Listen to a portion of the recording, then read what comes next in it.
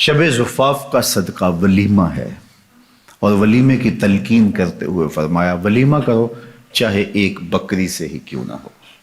اگر آپ کے پاس زیادہ طاقت نہیں ہے تو آپ ایک بکری ذبح کر کے ولیمہ کریں، اپنے دوستوں کو، اپنے رشتہ داروں کو، اپنے ملنے والوں کو، ہمسایوں کو، غربا کو، مساکین کو، سب کو اس میں شامل کریں۔ اگر آپ کے پاس استطاعت زیادہ ہے تو پھر آپ جو ہے وہ زیادہ سے زیادہ لوگوں کو بلا کر کے اس میں شامل کریں اور ولیمے پر اپنی خوشی کا اظہار کریں۔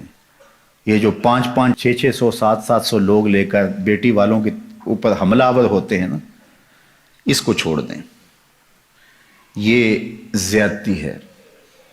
آپ کو خوشی ہے تو اس خوشی کا اظہار اپنے گھر کیجئے، اس کا رواج ڈالیے۔ یہ 300، 400 لوگوں کی بارات لے کر حملہ آور ہونا، بیٹی والا قرض اٹھا کے مجبور ہو کے وہ کھانا تیار کر رہا ہے، اور پہلے پتہ کیا کہتے ہیں؟ ہمارے مہمانوں کو کھانا اچھا دینا اور چاہے بیٹی کو کچھ دینا نہ دینا۔ یہ ہمارے پاس بڑے سٹیٹس والے لوگ آئیں گے، ہمارے ساتھ جو آئیں گے، کھانا بس اچھا دے دینا۔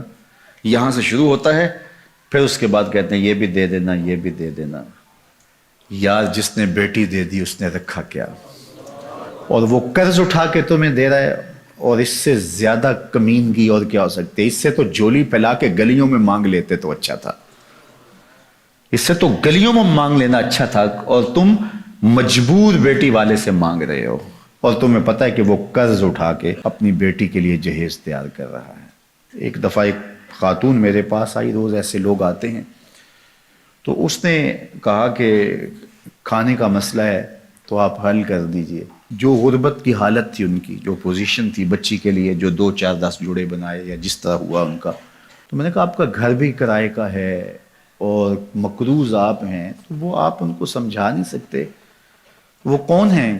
وہ آپ کو جانتے نہیں؟ تو وہ کہنے لگی وہ سکا بھائی ہے میرا جو بارات لے کے آ رہا ہے۔ سکا بھائی ہے، بہن کے ہاں بارات لے کے آ رہا ہے، اور بہن کرائے کے گھر میں رہتی ہے، اور بیٹی کے لیے بمشکل 2، 4 جوڑے اس نے بنائے ہیں۔ وہ کہتا ہے قرض اٹھاؤ، میرے مہمانوں کو کھانا اچھا کھلانا تم نے۔ اب اس کو کیا ہم خوشی کہیں گے؟ اس کو کیا ہم کوئی سٹیٹس کہیں گے؟ یہ سوائے بے شرمی کے اور کچھ نہیں ہے۔ اور میں سمجھتا ہوں کہ امیر تو امیر پہ ظلم کرتا ہے، یا غریب بھی غریب پہ ظلم کرتے ہیں۔ اس بہن کو بھائی کہتا کہ تیری بیٹی جوان ہے، میں آؤں گا اپنے بیٹے کو لے کر، نکاح ہوگا، 2 جوڑوں میں گھر لے جاؤں گا، میں کوشش کروں گا کہ تیری بیٹی میرے گھر میں خوش رہے اور میری جانب سے تجھے ٹھنڈی ہوا پہنچتی رہے، تیرا 1 روپیہ بھی نہیں لگنے دوں گا، مجھے چائے پلا دینا، بس اتنا ہی کافی ہوگا، تو میری بہن ہے، میرے باپ کی بیٹی ہے، میرا خون ہے۔ کس طرح میں جو ہے وہ گوارا کرتا ہوں کہ 50 آدمیوں کا بوجھ تمہارے اوپر لاد دوں، تمہارے گھر میں جو ہے وہ ایک فوج لے کر کے آ جاؤں، حملہ آور ہو جاؤں اتنے لوگوں کے ساتھ تمہارے گھر میں۔ کیا یہ انسانیت ہے؟ اور یہ خوشی ہے؟ اس کو خوشی نہیں کہتے، یہ زیادتی ہے، یہ ظلم ہے، اور یہ روز معاشرے میں ہو رہا ہے، ایک دوسرے کے ساتھ ہم کر رہے ہیں۔ یہ ان لوگوں سے پوچھئے جن کی دہلیز پہ بیٹیاں بوڑھی ہو رہی ہیں، اور وہ بیچارے فکر میں ہیں کہ کس طرح ان کو گھر سے اٹھایا جائے۔ غریب آدمی تو اٹھ نہیں سکتا جس کی 4 بیٹی ہیں، ساری زندگی کماتا رہتا ہے اور دوسروں کے گھر بھرتا رہتا ہے، اور وہ پھر بھی خوش نہیں ہوتے۔ وہ بیچارہ اپنا آپ بیچنا پڑے تو بیچ کے بھی لگا دے، لیکن پھر بھی خوش نہیں ہوتے۔ یہ معاشرے کی دکھتی ہوئی رگ ہے۔ چلو امراء، صاحب ثروت، مخیر حضرات، کسی حد تک متوسط طبقہ بھی کوئی سہ لیتا ہے، برداشت کر لیتا ہے، لیکن مصیبت ان کے لیے بھی بنی ہوئی ہے۔ لیکن بالخصوص جو غرباء ہیں ان کو تو خیال کرنا چاہیے۔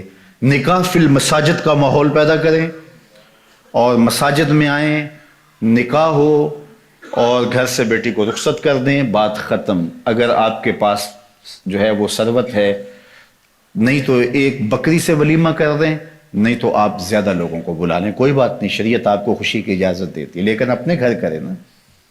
یہ حملہ آور دوسروں کے گھر پہ کیوں ہو رہے ہیں؟ وہ قرض اٹھا کے 5 سال تک قرض اتارتا رہتا ہے وہ غریب۔ اللہ اکبر۔ تو یہ بات ذہن میں رکھیے کہ ولیمے میں آپ وسعت کر سکتے ہیں۔